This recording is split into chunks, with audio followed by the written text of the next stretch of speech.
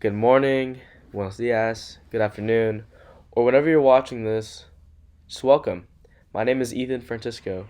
Also part of this group is Chloe Huang and Giselle Nava.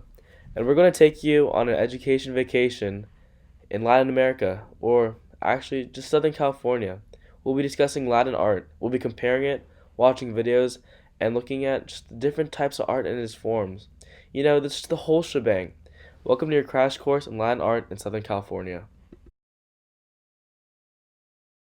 Alright, let's get to the basics. The importance of Latin art in Southern California. What is Latin art? Latin art is just a combined artistic expression, and then here comes the second question, where did it come from? Coming from South America, Central America, the Caribbean, and Mexico. And you may be wondering how and why. This is in contact with the Spaniards and the Portuguese in the late 1400s and early 1500s. So the last question is, how is Latin American art represented in California or presented? And just a really quick example, just what is our big example, is the Museum of Latin American Art, which is located in Long Beach, which we personally visited, is a great way to show how it's represented. There's just a building of, just art from different artists in Long Beach. And even if there's not a museum, there's different exhibits ranging from Santa Barbara all the way down to San Diego, where you can see different types of art from different types of Latin American artists. So, art as we know it has a big impact in Southern California, specifically in Los Angeles. And the prime example for this is La Placita Olvera, or Olvera Street. And within the street has murals adorning the streets, handcrafted handbags and clothing, statues flanking the streets, and just a lot more. It's just very beautiful. And I personally have visited this one too.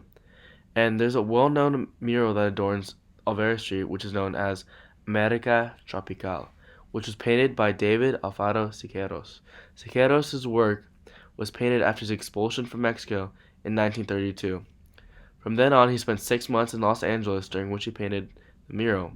At this time, California was a state with Republican views, making his mural a controversial, controversial topic at this point. His works depict views on the U.S. and their imperialistic actions towards Latin America. His murals showed to be too controversial for some that a section of it would later whited out by the creator of Placita Olvera. Other murals at Placita Olvera depict Latin cultural aspects, like the blessings of the animals, in which every April 20th, farmers and pet owners take their animals to a priest to get them blessed. Statues at Placita Olvera consist of Felipe de Neve, who was the fourth governor of Las Californias from 1775 to 1782. He helped establish the cities of Santa Barbara and San Jose, which is modern-day California. Other statues in La Placita Olvera include the Latinx artist Antonio Aguilar, who is widely known for being a singer, actor, film producer, and a horse rider.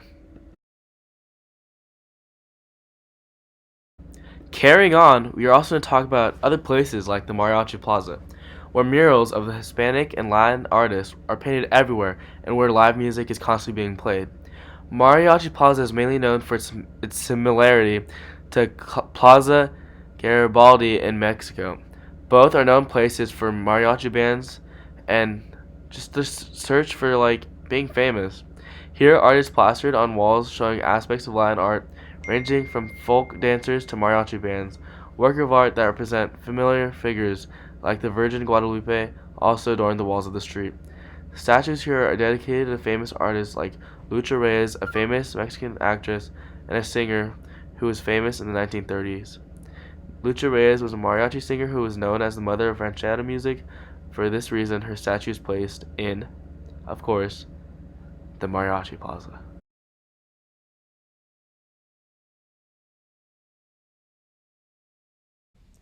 Alright, here we go. The difference between Latinx and Hispanics. So Latinx and Hispanics, you just might be getting confused. You might just think it's the same thing, but there actually is a big difference. Latinx refers to the people who are from Latin America or descend from people that come from Latin America.